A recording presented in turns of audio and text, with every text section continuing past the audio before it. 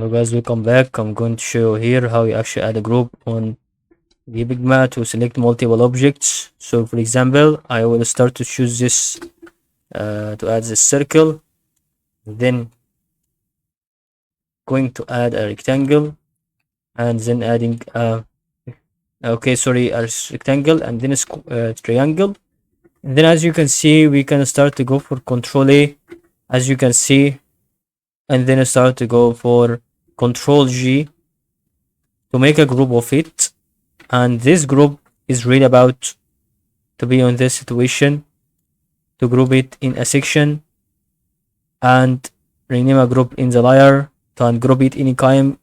Press Shift Control G, and this is actually Shift Control G about to ungroup it, or Control G if you want like to group it, and this will appear on the side page actually. So that is all about